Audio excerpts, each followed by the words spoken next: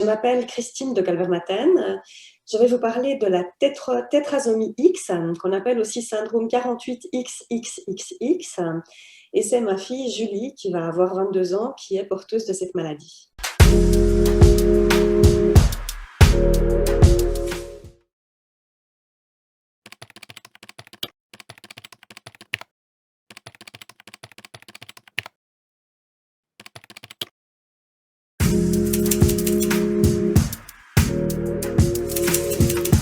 Et arrive bien sûr un sujet extrêmement intime et délicat, c'est celui d'une éventuelle grossesse.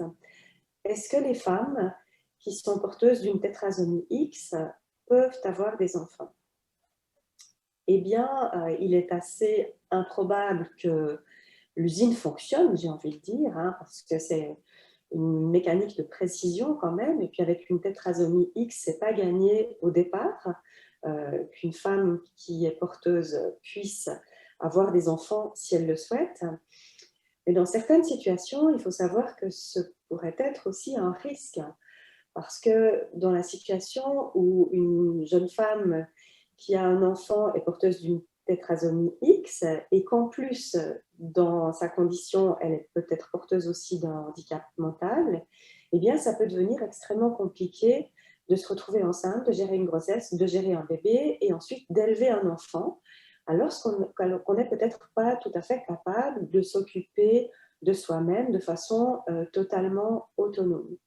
Donc ça, c'est une question qu'il faut vraiment se poser.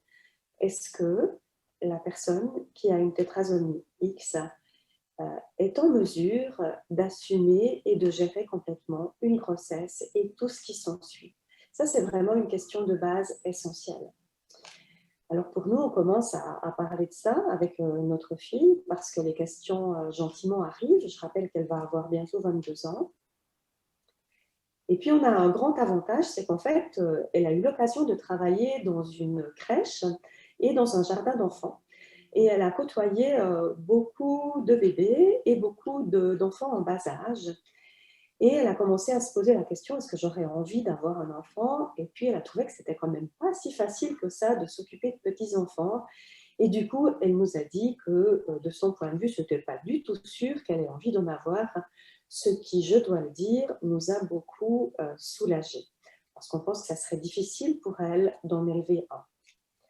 Mais ce n'est pas forcément le cas de toutes les femmes qui sont porteuses de cette maladie, parce que, je le rappelle, certaines femmes ont un QI, un quotient intellectuel, donc tout à fait normal, et seraient tout à fait en mesure d'avoir des enfants.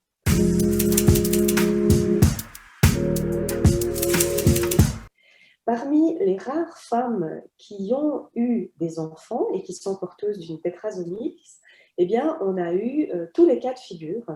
C'est-à-dire qu'il y a des femmes qui ont eu des enfants absolument normaux, avec 46 chromosomes, donc 23 paires de chromosomes, et tout a bien fonctionné et il n'y a pas eu de problème particulier. D'autres femmes ont eu des enfants avec, de façon totalement séparée, et ça n'avait rien à voir avec la pathologie de base qu'elles avaient, des enfants donc qui ont eu un syndrome de Down, une trisomie 21, donc rien à voir avec la tétrasomie X. Et une autre maman a eu un enfant mort-né, mais en lien avec une autre cause qui n'avait rien à voir non plus avec la tétrasomie X.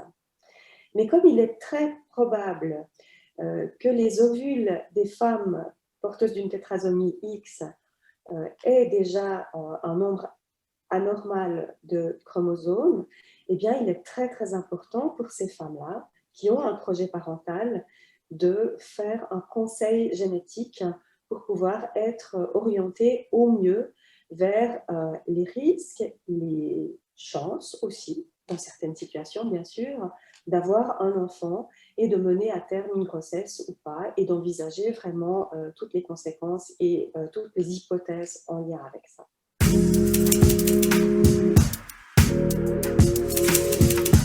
On a beaucoup hésité avant d'aborder ce sujet avec notre fille. mais en même temps, on ne trouvait pas très juste de casser son cou, j'ai envie de dire, avant même qu'elle ne se pose la question, quoi. Donc du coup, on a vraiment attendu que le sujet vienne sur la table par elle-même. Et puis comme elle nous a dit, oh là là, elle trouvait que ses bébés, ça pleurait quand même beaucoup, puis que c'était pas si facile, et puis que du coup, elle n'était pas du tout sûre d'en avoir, eh bien pour nous, c'était après beaucoup plus simple de rentrer dans ce sujet-là vraiment de façon concrète, et puis de se dire que finalement, ben voilà, probablement qu'elle n'en aurait pas et que ce serait beaucoup mieux dans sa situation à elle. Ça ne veut pas dire qu'une femme qui a une tétrasomie X ne peut pas avoir d'enfant, d'une part, parce que peut-être que son organisme peut tout à fait fonctionner correctement et que c'est physiologiquement possible, mais après se pose la question, est-ce souhaitable et judicieux qu'une femme porteuse de handicap mental mène à terme une grossesse et soit chargée de la responsabilité d'un enfant alors qu'elle n'est peut-être pas tout à fait capable de s'occuper d'elle-même. Mais ça, c'est une question, je crois que par honnêteté, non seulement intellectuelle, mais aussi humaine, c'est une question qu'il faut se poser et inévitablement, comme parents, on est amené à se poser cette question.